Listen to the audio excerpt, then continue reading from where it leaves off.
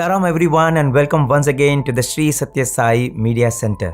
With pranams at Bhagawan's lotus feet, we are here to continue the series on Mrs Ratanlal, a diamond of a devotee.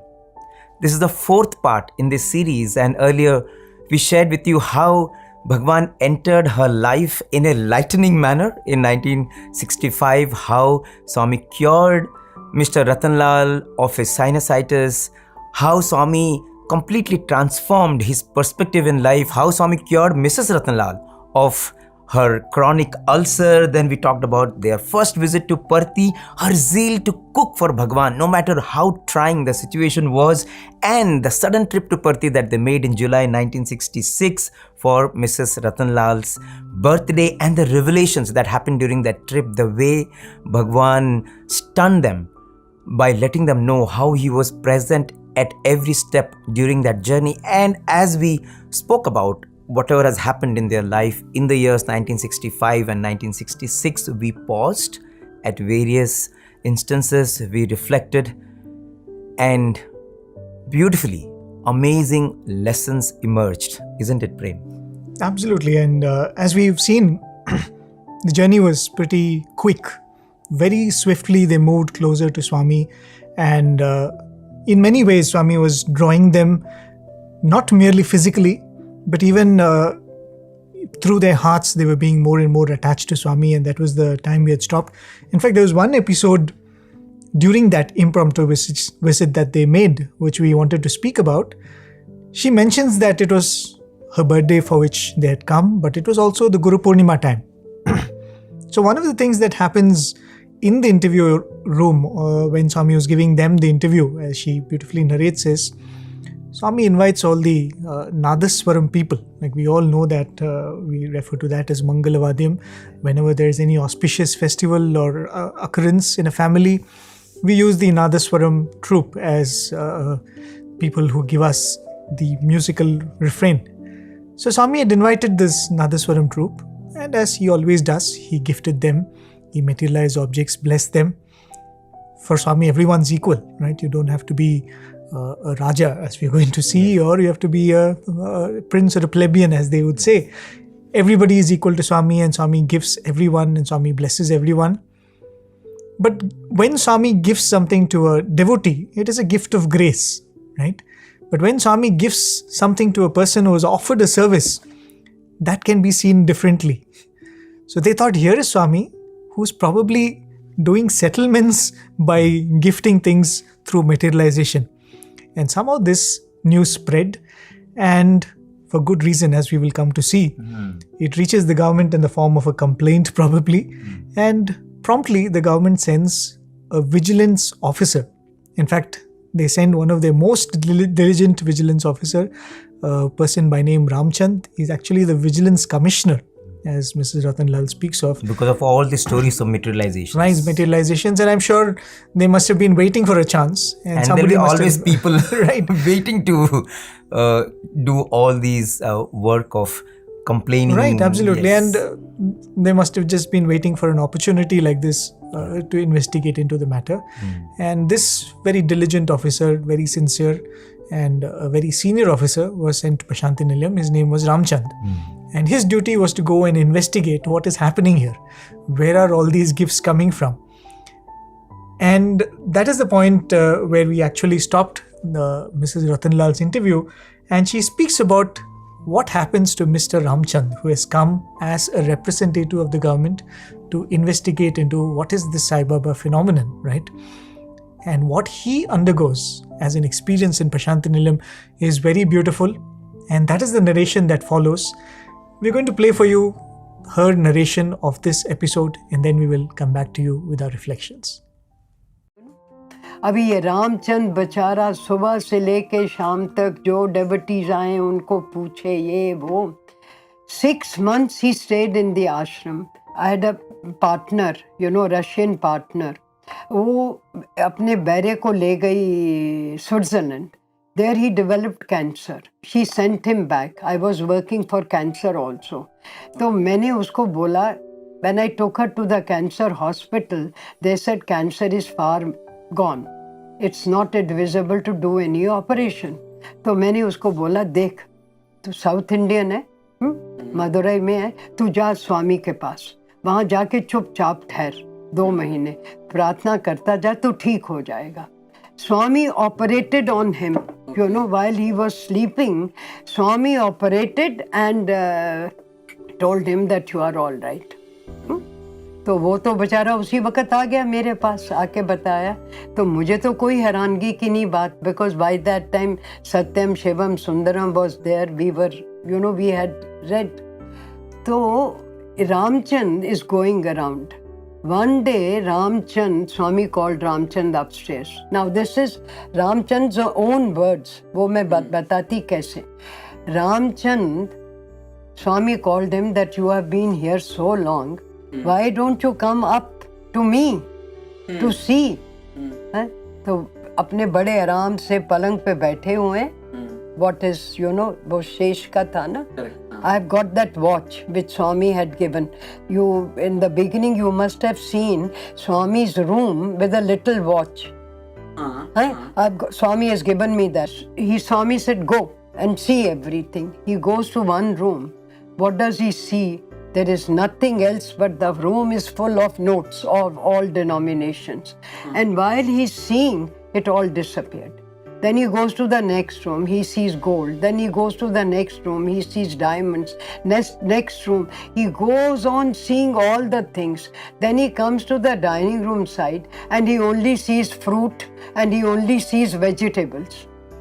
He comes and falls at the lotus feet of Swami. Then you know what he did? Instead of going back, he got himself posted at Penukunda so that Swami, when he's coming to Puttaparthi, there was no Koduru at that time. We had to come. So that Swami will stop the car and Saturday, Sunday, I will go and have Swami's darshan.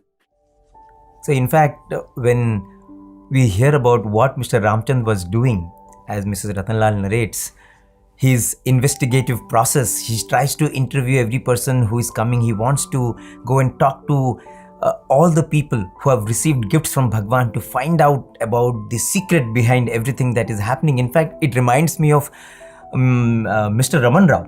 You remember when first time he came to Bhagawan in 1965 and his friend sort of asked him to come and he was not at all willing to come. He said, you know, you are taking me to Prasanthi Nilayam, to this Baba. I don't believe in God, man. Don't ask me to fold my hands. Don't ask me to give up gambling. Don't ask me to stop partying. And with all those conditions he came.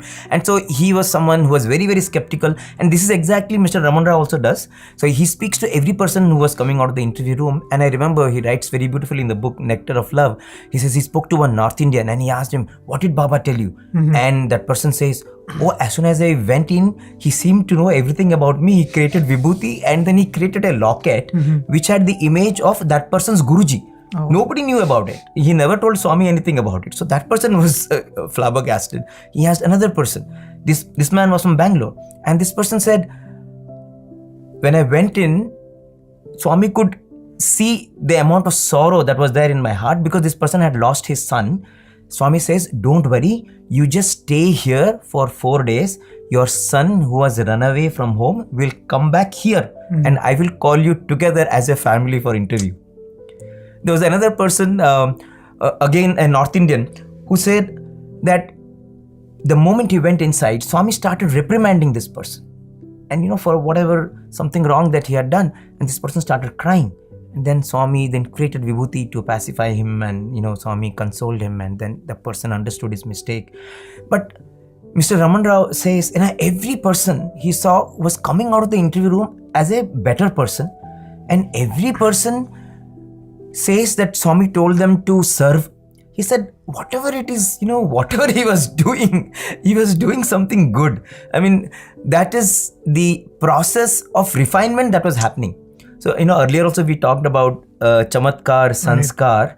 So this is what Mr. Raman Rao experienced. And I think something similar is what Mr. Ramchand also went through, you know, as he was trying to interview every person. And finally, to top it all, the kind of such stunning experience Swami gives. And I think with such an experience, what can you do? You can only just bow down and offer yourself at his feet. And what more experience you need to convince yourself of the omniscience, omnipresent power that Bhagavan is, isn't it? Absolutely. I mean, it's such a phenomenal experience that he has. It is an experience that every devotee has, but not probably through one experience, right? Through a series of experiences. Because I would often think, for most of us, when we first come to Swami's fold, I would often put it this way, that we would get some FAQs from Swami, right? They frequently ask questions of what is your name, where do you come from? But somehow in that interaction, we also knew that he actually knows everything. Right? Yes. So even though the person who is being asked knows that he knows everything, Swami of course knows everything, but still he asks and we give an answer, right? And in that relationship between Swami and us gets strengthened. I think that's the beauty, that Maya is brought in for this purpose of endearing just the devotee. So that we can communicate, we can to feel, the Lord. Connect with him. Right. I remember a very beautiful episode one of my classmates once narrated. He came from a absolutely quote-unquote non-Sai background. His parents did not know about Swami. He had no clue about, he had never seen Swami. Somebody just told him that here is a good university, you should apply for it. And he landed up in Vrindavan for the BCom course. And you always have this sense that I am the non-devotee and here all of them are so drawn to Swami. You never know till you speak to people that how many people Swami has drawn who have come unwillingly, right? So this boy was seated in Trai one day and Swami just picks him up and Swami asks, hey boy, where are you from? And this boy says, Swami, I'm from Madanapalli. Right? Madanapalli is a town which is just a few hours from here. So Swami seemed to be excited. Swami said, Madanapalli here. And he said, yes, Swami. And then Swami asked him a few other questions. What does your father do? And this and that. So he was replying as, that Swami wants to know. Swami is curious to know about me. And then suddenly Swami asked him, hey, do you know this particular hospital in Madanapalli? And Swami told him a name. Now this boy was excited because he knew that place. He said, yes, Swami, I know. Then Swami said, no, next to that hospital, there is one main road which goes that way. He said, yes, Swami, I know. Then Swami said, if you go that way, the third left if you take, there is one temple over there. I mean, I'm not telling the exact details. Something to this effect. Swami was saying. And this boy was getting excited and also, was wondering where this is all going to. At the end of it, Swami said, if you go down that lane, the third house, this color gate, this color house, isn't that your house? And just a few seconds before that, Swami was asking, where do you come from? Right? So I think that is Swami's Maya. And as Swami would sometimes beautifully say, that when he asks question also it is Maya. And the form that we see is also Maya.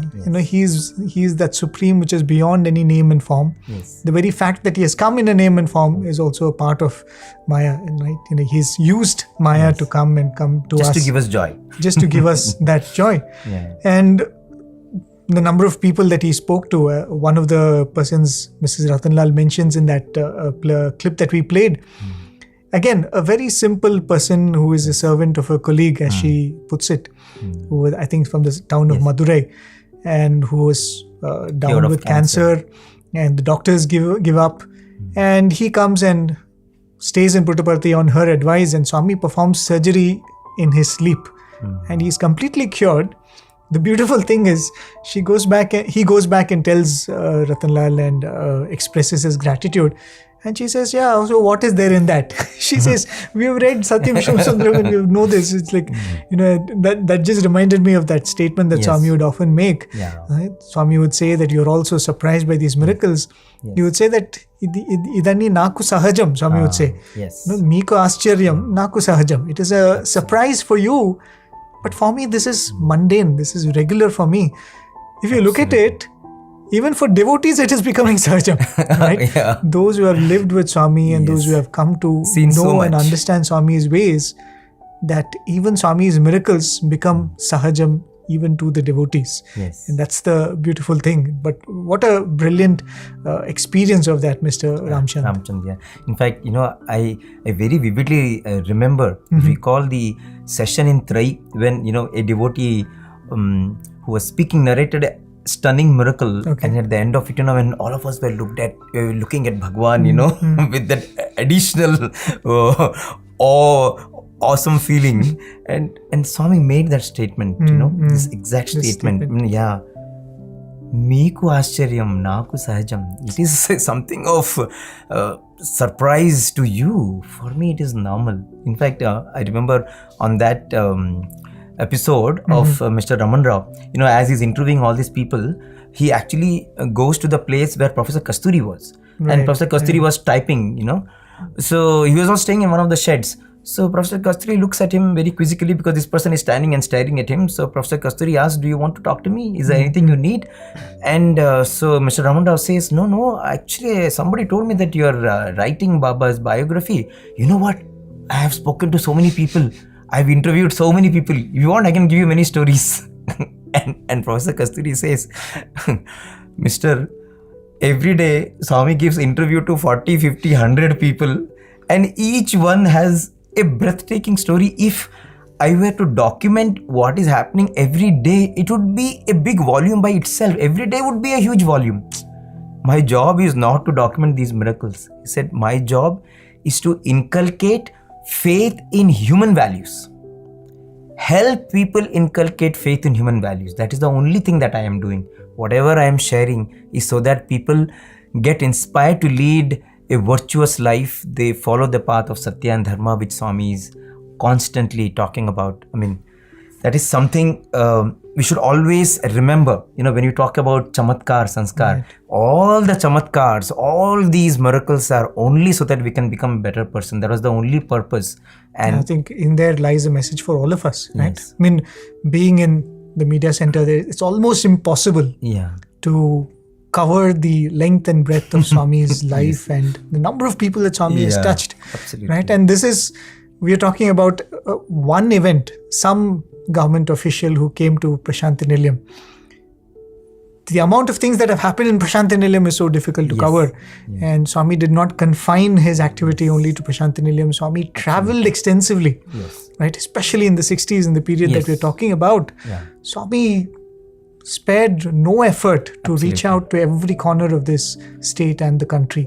300,000 kilometers. It's unbelievable, right? And we're talking about roads of those days and cars of those days, right? We have better suspensions, better roads. But Swami traveled back-breaking journeys for so many hours to reach out to some of these devotees. And talking about those travels, right? That brings us to a travel. Swami's trip to Mumbai in 1967 in March.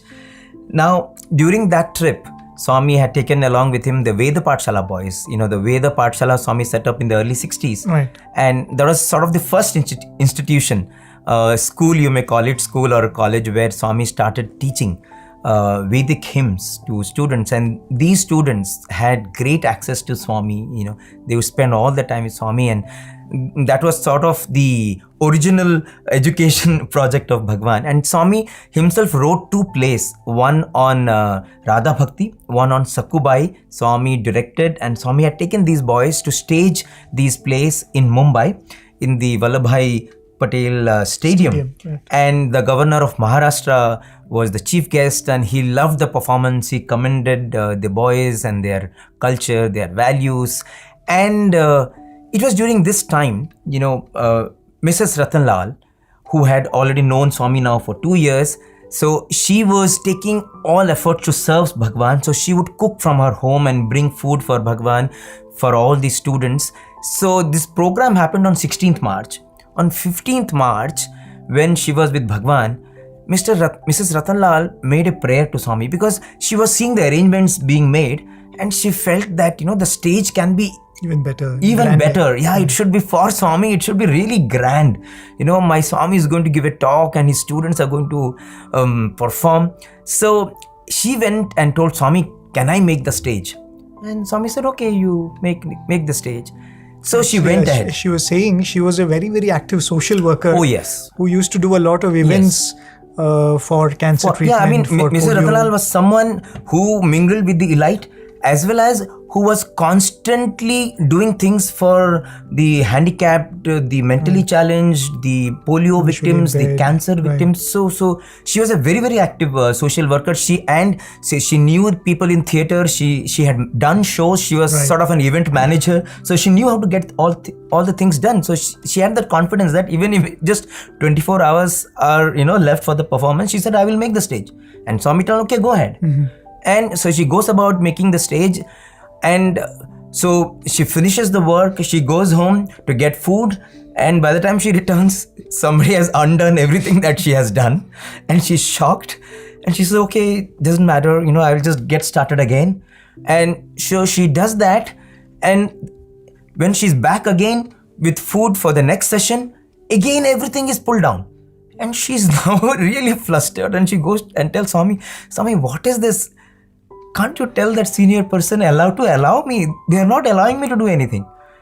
And when she makes that prayer to Swami, Swami laughs, and then Swami calls the senior devotee, and Swami says, I have permitted her, you please allow her to do the decoration and the stage. And that is how Mrs. Ratanlal takes over doing up the stage for Bhagawan's discourse on March 16th, 1967, in the same place. The students do the performance and everyone is so happy. And even as this happened, there was a triumph of joy, her satisfaction that she was able to offer something to Swami. Swami at the same time did something which really blew her off her feet. Right? Absolutely, because she was in the middle of all of this, right? Cooking for Swami's students, and definitely she must have been cooking for Swami separately, traveling up and down from her home to the place where Swami was staying and the stadium. And of course, she must have been bringing other devotees who were keen to see Swami. When all this was happening, and that little fiasco where Swami resolved it at the end, all of a sudden Swami throws a surprise at her, and Swami says, Mrs. Ratanlal, I am coming to your house for dinner today. This is 15th March.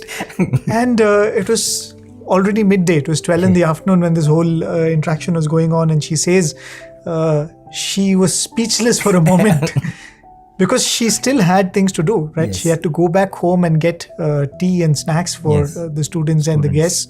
And then, of course, dinner also must be arranged for them. And this... she's just got this stadium thing resolved, so she has to go and get that thing also set right. In the middle of all of this, Swami says, I want to come to your house tomorrow. I mean, tonight, not tomorrow. I'm coming to your house for dinner. And she says very beautifully that she was surprised. She didn't know what to tell Swami. For a moment, she was blank. And then she just prayed to Swami. And she said, I don't know. I just felt that Swami's blessings came upon me in that prayer. And I said, okay, let's go ahead and let's see what can be done. Even as we are narrating all of this, dear listeners, you must be wondering why we are narrating it and not playing her clip. The interviews that we had with Mrs. Ratanlal were done over a period of time.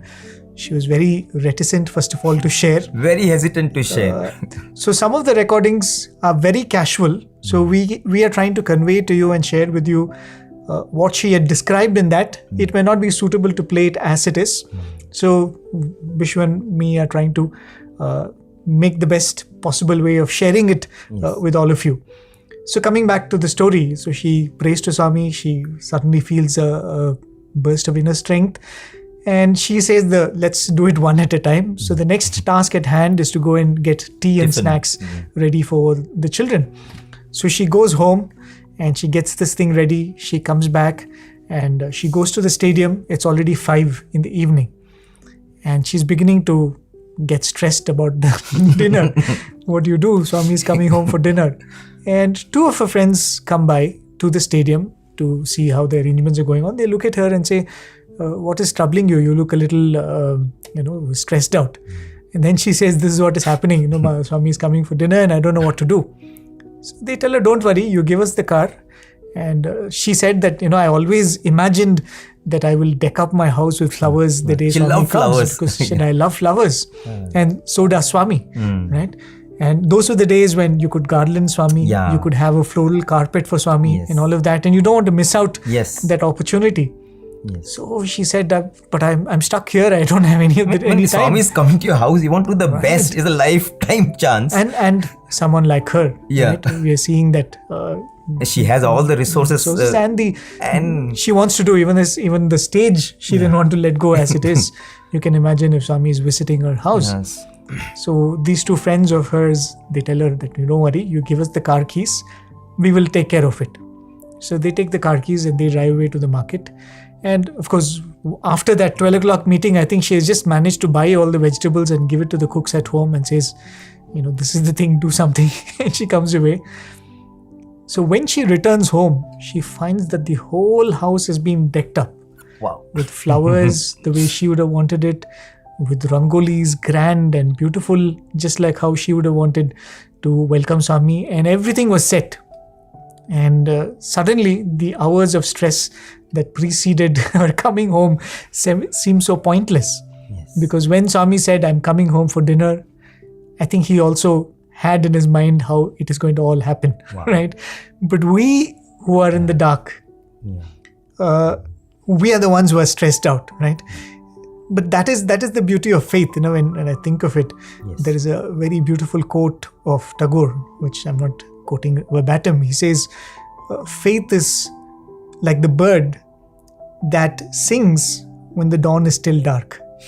Wow. Right? Because the bird knows that the sun is coming, right? Yes. So sometimes we are in the dark, but we should still rejoice because we know that he's anyway going to take care. And that's faith. You don't wait for light to show up. Yes. You rejoice even when it is still dark. And I think that must have been the lesson she would have got at this point, because she finds that, and a person who is so, a go-getter like her, for a moment she would have realized, or at least listening to this narration, it occurs to us that when Swami says something, everything gets done.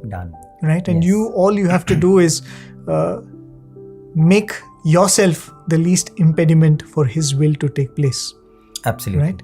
And I think that is the beautiful experience she has. And of course, another detail she mentions is Swami comes that day with some of the guests. And one of the guests is Mr. Ramchand, our dear friend, Vigilance Commissioner. Yeah, in fact, Mr. Ramchand, he gave up his job. Right. In the Central Vigilance Commissioner that he was, he gave up that job and he settled down near Penukonda because he said he wanted to have darshan of Bhagawan, because in those days to go to Bangalore, you have to go through Penukonda. Right. So he said, I'm going to spend the rest of my life only having darshans of Bhagawan, and he became part of Bhagawan's entourage when Swami was visiting. Whenever Swami would travel. Right. Yeah. So, wow. I mean, a really amazing instance, Prem, as we are talking about Tagore's quote on faith, I was reminded of another quote on faith. They say, with little faith, you can get heaven. But with great faith, heaven will come to you. And I think that's what happened here. Here, when Swami said that I am coming, it's, as you said, it's like everything has already been done. Tension happens only if you think, oh, how am I going to do it? If that thought does not come, oh, he said he's going to do it. Talking about quotes of faith, let me throw in another one, because this was mentioned in Swami's presence and Swami seemed happy with the quote. The quote goes that prayer knocks the doors of heaven, but faith opens it. Yes. And when this was mentioned in a talk in Trai, Swami was so happy with it, which is a validation for what is mentioned. Absolutely. I mean, we all know that when it comes to Bhagawan's work, what is needed is just your availability and you becoming a nobody. That's all is needed. And I think that is a very, very powerful lesson. And what we have seen with Mrs. Ratanlal is, every time there was such a test, because she came up so triumphantly that she was given higher responsibilities. Every time there was a test, she did it so well. Anybody else would have told, Swami, not today, Swami, I cannot manage. Swami, please, Swami, how can I do, maybe you would have bungled up the stage, maybe you would have bungled up, 100 things would have gone wrong. But she was so calm. Okay, Swami said, fine, it's going to happen. Right. I think that courage made her to become a better instrument in his hands and take up amazing responsibilities in the mission. Talking of that, every institution in Prasanthi Nilayam has a story like that, right? Yeah. The classic one, of course, is the super specialty hospital in Prasanthi Nilayam. I remember that narration of Dr. Sathya the night before, or I think a couple of nights before. Yes. He actually breaks down. He starts crying. He says, "This is not going to happen." Yes. Swami has said that he wants to inaugurate on November 22nd, and it's not going to happen. And he actually breaks down because he feels that he has failed Swami. And that is when his wife comes up to him and asks, "What is the problem? Why are you so worried?" And then she tells him something that he knew all the while, but at that moment you forget. Yes. She said, "Swami is God, and Swami has said that it is going to happen on November 22nd. Why are you worrying over it?" Right? He has said it is going to happen, whether you are able to do it or not. Right? And then he says that I actually saw that happening. And that is the case with not merely institutions of Swami. Each one of us and our lives are institutions of Swami. And this is the story of each of our lives. Yes. The whole process is whatever we do, whatever karma we do, whatever sadhana we do, is to ensure that we become less and he becomes more in our lives, isn't it? Absolutely. Because of the refinement that was happening within her, Swami, as we discussed, made her a beautiful instrument. She was someone who was the channel for so many devotees to come to Bhagawan, given her connections in the political circle, in the circle of high net worth individuals, and in the area of social work. So in this trip of March 1967, one landmark thing that happened was the visit of Rajmata of Navanagar. She came to see Bhagawan, and it was the first time she was seeing Swami, and lot happened before that. We will come to that, but the reason we are bringing in the Rajmata story here is, one, Mrs Ratanlal, running an expensive boutique for expensive jewelry and precious stones, she was very well connected with all these people. Rajmata and her daughter knew Mrs Ratanlal very well. They had also heard about Mrs Ratanlal's love for Bhagawan, and so when they heard that Swami is in Mumbai, so they immediately contacted Mrs Ratanlal, and that is when the Rajmata of Navanagar had her first darshan of Bhagawan. And for many who do not know, the Rajmata was the only woman member of the Sri Sathya Sai Central Trust when Bhagawan founded the trust in 1972. She was part of the Education Trust. She was also part of the World Council of Sathya Sai organizations when Swami set up. So she was one of the founding members of the trust of the Sathya Sai organization. And it was through Mrs Ratanlal that Bhagawan brought the Rajmata in. But what happened prior to that first meeting of the Rajmata is something very interesting, isn't it, Prem? Right, exactly. And that is the most beautiful thing about many of these devotees. When you talk about Professor Kasturi, when you talk about the Raja of Venkatagiri, they all had their darshan in the house of Sakama, another great devotee of Swami, when Swami was visiting there. So the way Swami pulls strings, or for that matter, even Karnam Subbamma, the first few devotees who come from the city of Bangalore are actually relatives of Subbamma. It is through common threads such as that Swami pulls. But once drawn to Swami, you suddenly realize that you and Swami are, it's a unique relationship. It doesn't depend on anyone. You have not come because of anybody. Swami knew what he was doing. Swami knew, it's a silly thing to say it that way, but every relationship with Swami was one-on-one. And a devotee who was drawn through this event of Swami visiting Mumbai in 1967 through Mrs Ratanlal is this another great devotee of Swami, Rajmata. Talking about that background, she was at that time actually the queen. Yes. Right? By then she had become the Rajmata in 1967. But when she actually came to know of Swami, she was the queen of Navanagar because the king was still alive. And this was, we are talking about just after independence. 1947 was independence. At that point, for those of you who are not very familiar with the history of India at that point in time, there were a lot of princely states at that point. They were under the rule of the Britishers, right? They had their princely states, but they were under the British rule. And at the point of time when India got its independence, these princely states had the option of either joining the Union of India or joining Pakistan. So many of these states, one of the earliest states to join India in that sense was Navanagar, I think 1948 or something. A little tidbit, Navanagar was ruled by Ranjit Singh Ji till 1933. One of the greatest cricketers, international cricketers from India. Yeah. And many might not know the Ranji Trophy, which is the domestic circuit of cricket in India, is named after Ranjit Singh Ji, who is the one of the most famous emperors in the 20th century.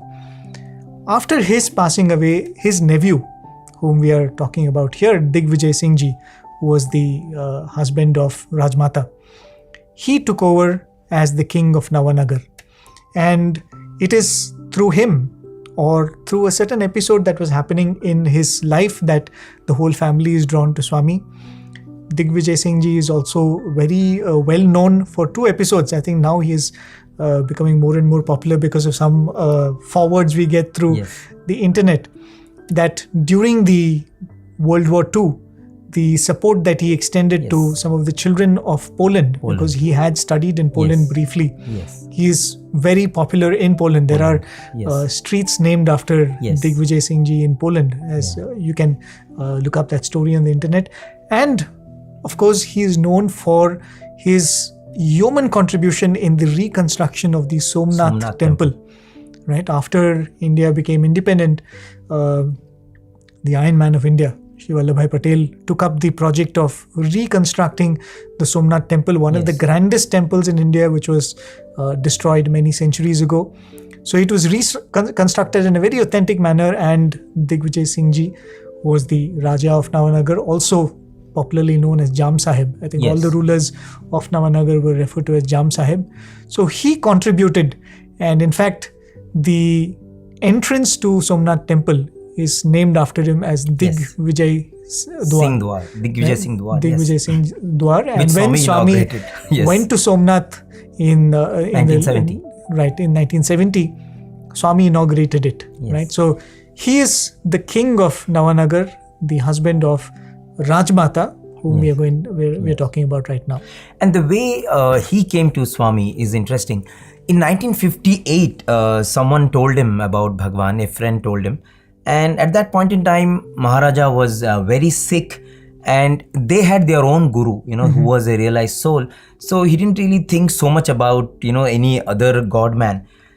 And there was one thing that this friend said somehow, which really struck, and that always remained in his mind, because he said that this Baba gave him a vision of Lord Krishna. And that is something the Maharaja always was very, very interested. That scene captured him. So, is there anyone who can actually give the vision of Krishna? So, that's why there was that curiosity. But at the same time, somebody gave the book Satyam Shivam Sundaram. The Maharani read it, and the Maharani felt maybe it is true, maybe not. Maybe somebody just writing in praise of another god man. Maybe he has some power. So she didn't really think so much about it. Few years went by, but what happened was the health of the Maharaja deteriorated. He was becoming really very sick, and Maharani was getting very concerned. It was at this point that there was this gentleman, Mr. Chudasama, who said that, there is one Mr. Dr. Gadia. This Dr. Gadia does Sai Bhajans, he conducts Sai Bhajans. And since the Maharani was looking for anybody who can give some solace to the Maharaja, so she agreed. She said, okay, fine, Mr. Gadia can come along with his team and they can do bhajans. She thought if it helps to give some relief, that is welcome. And that is how Dr. Gadia comes to their palace and he does bhajans. And the bhajan session goes on so well that the Maharaja feels so much at peace. In fact, the Maharani says that, the Maharaja until then was so restless, and the doctors had told that probably there is no cure now, because they had come to know that he has a stone in the gallbladder, and in those days you didn't have those advanced medical procedures, and because of that the pain was becoming acute. The Maharani did not know what to do, whether to take him to Mumbai, because Maharaja also was a very hefty person. Is he in a position to travel? So there were all these concerns. So they knew the condition. The Maharani helplessly was looking at the king, unable to do anything. At this point, the bhajan happens, and Maharaja feels so good after that bhajans. And in fact, they spontaneously request, they're saying, can you please come again the next week also and do bhajans? Because it was reaching a point where the Maharaja was saying that, I'm unable to bear this pain. Please, can you ask the doctors to just do something? I don't want to live anymore, because it is so much pain that I just cannot take it. I just want to free myself of this pain. Even if it means me losing my life, I don't care. I just want to leave because I can't take this pain. I mean, that is the precarious situation in which they were in. And this bhajan helped to little extent. Right. And it is at this time, I think, Dr. Gadia gets called away to Puttaparthi. Suddenly Swami sends word. It seems, when somebody is getting relief, why would Swami do this? Because he had other plans, as we can see. And the health of Jam Sahib was deteriorating badly. The Rajmata didn't know what to do. So that's when she tried to reach out to their family guru. Yes. Right? The other reason probably why they did not take to Swami right away, even after reading Satyam Shivam Sundaram and hearing about Swami, is that they had a guru with whom they had a lot of reverence for. And as we've heard even from Swami, the relationship between a guru and Sishya is supposed to be very unique. You don't go around looking for other gurus when you have placed your faith in one guru. So that must have been one of the reasons why that hesitancy was there. So she reaches out to this guru in desperation. She says that, the medicines have not worked. So probably we need some grace of the guru to tide over this. But unfortunately, they find that the guru is not in town. The guru is traveling. So she's getting all the more desperate. But 3 days later, the guru returns and he comes to know that the king is very unwell. He comes to the palace, and the moment he sees the king's condition, he says, yes, it's become a bit bad now. So he sends word. He says, get milk and fruits.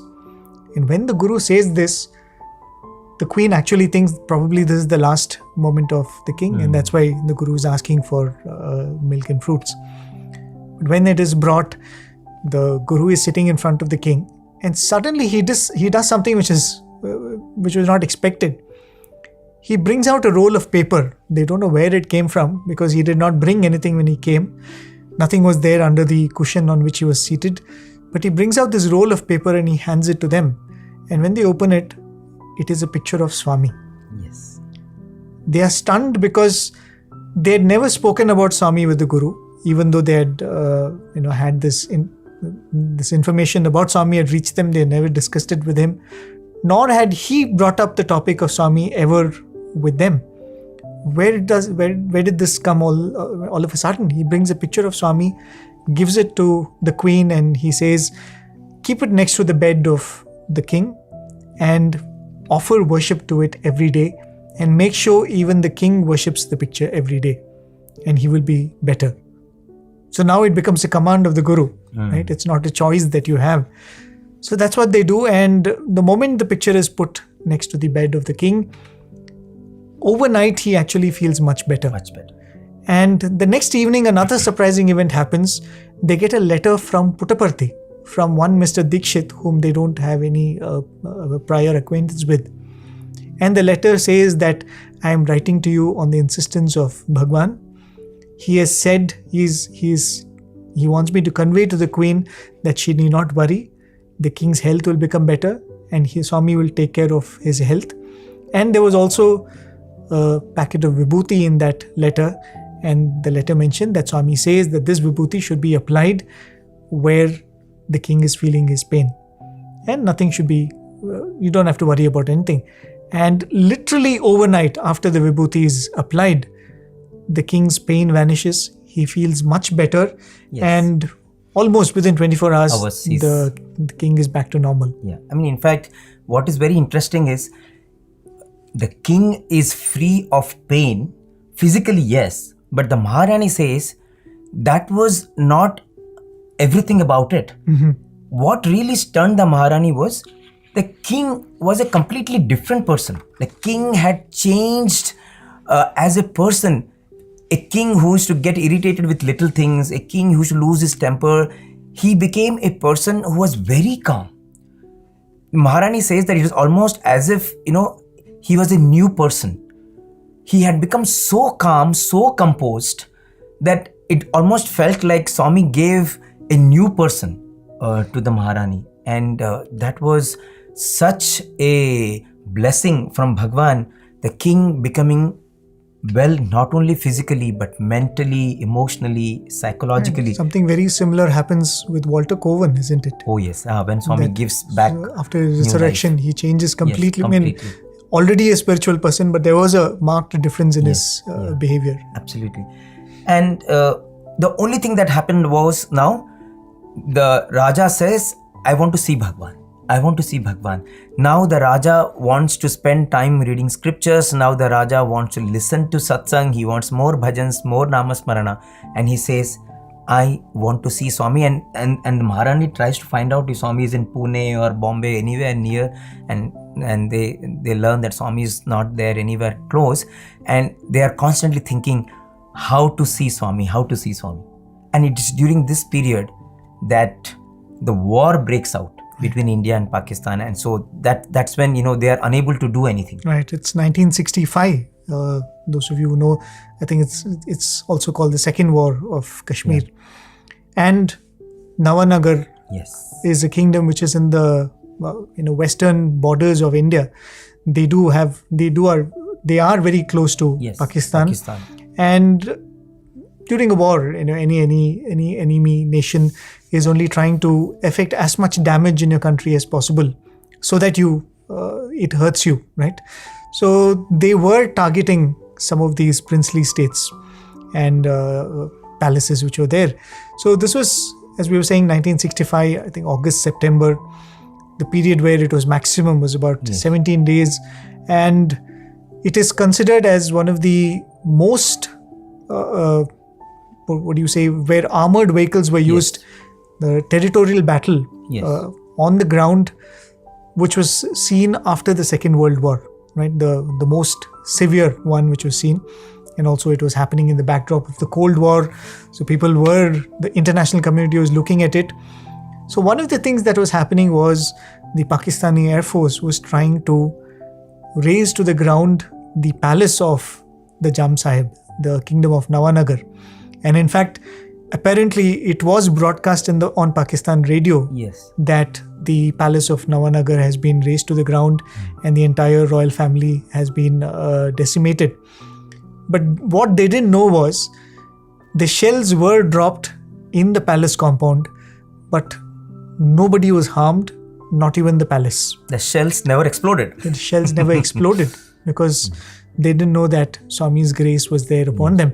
In fact, not just the royal family of Navanagar, Swami had in fact reached out to many officers in the Air Force and the families who had officers in the Air Force. In fact, one of the devotees narrates that Swami actually appeared in front of her when her husband was in the Air Force and the war was going on. Swami appeared and assured her, don't worry, I am there with all of them and they will be fine. And this news actually reaches some of the officers in the Air Force. That gives them a lot of confidence. In fact, at the right moment when Swami appeared to the wife of this Air Force officer, there was a shell that was about to hit where he was posted. And it just fell a few yards away. So all of this gave a lot of confidence to the people who were participating in the war too, and also the family of the royal family of Navanagar. Through these small episodes, they were being drawn closer and closer. It is not about merely life or health, right? When you look at the bigger picture, when you look at the family of the Jam Sahib, it is not that Swami giving life is not the miracle. Swami giving the opportunity to come to Swami in life is the miracle, right? Because it is not that he lived for 100 years after that. I mean, I'm not going to reveal what happens, but it is not that Swami extended the life by another century. Swami extended life long enough so that you find the fulfillment of coming to Swami. And I think that is the grace that Swami showered on this family. Wow. I think every time it happens in our lives, the moment we come to Swami, and later on when we connect the dots, then we realize how many times Swami has protected us, you know. Even now, of the 100 times Swami would have protected us, probably twice or thrice would have actually consciously known. And Swami I think would have acknowledged it openly. Yeah, so I think that's what was happening. Swami has been taking care of this family for generations. So, but now once the war ended, you know, they were very keen to come to Prasanthi Nilayam, and that's when the Jam Sahib comes to Puttaparthi. And in those days, with all the rudimentary facilities, that does not deter him. And Swami showers the Maharaja with so much love. You know, there was a chair placed for him in front of the interview room. Actually, generally in those days, chairs are not placed. But Swami ensures that the Maharaja is comfortable with whatever the facilities Puttaparthi could offer then. And Swami gives him interview, speaks to him with so much love. And Swami says, you don't stay here for long, you go, I will come. I will come. And the Maharaja was so happy that first physical meeting with Swami, because Swami said, our connection is not of just this life. Our connection existed for very long. I know you for so many years. And then Swami said, I know how good a king you are. I know how you have been working to rebuild the Somnath temple. I know how much your subjects love you. I know how you have been taking great pains to ensure the welfare of the people of Jamnagar. In fact, this Maharaja, even after the kingdom merged with the Indian Union, the people still loved to recognize them as the Raja. You know, they still wanted to him to be the leader, even though officially he was not the leader, because they just felt that, you know, we want you, because that is the kind of care and love that he had showered on the subjects. And Swami was reflecting that. Swami was saying, I'm so happy. And then the Maharaja, one thing that we did not mention to you was when the Maharaja became sick, apart from his health becoming really bad, the other thing that was happening is he was slowly losing eyesight. Day by day, he was becoming blind. And so on that occasion, he asked Swami for eyesight, to restore his eyes. And Swami says, I know why you want the eyes. You want your eyes back because you want to have the darshan of the Lord in Dwarka. I know how much you love Lord Krishna and how much you have done for the Somnath temple. Do you need your outer eyes to have darshan of the Lord? Do you need outer vision to see Dwarkadhish? Don't worry. Swami says, I will give you the darshan of Dwarkadhish. And Swami says, it is my responsibility to see Dwarkadhish. You need inner vision, not outer vision. I will grant you that darshan. Swami emphasizes that is my responsibility. I will be with you at the right time in your palace. Go now. So with this assurance from Bhagawan, extremely delighted, completely healed, physically, mentally, emotionally, the Maharaja returns to Jamnagar. And as we already discussed, it was a new life for him, absolutely a new life. He lived for a little time. What happened and how he had darshan of Bhagavan and how Swami completely changed the direction of that family, of that entire clan. We will come to that in the coming episode of this series, the series on Mrs Ratanlal, a diamond of a devotee.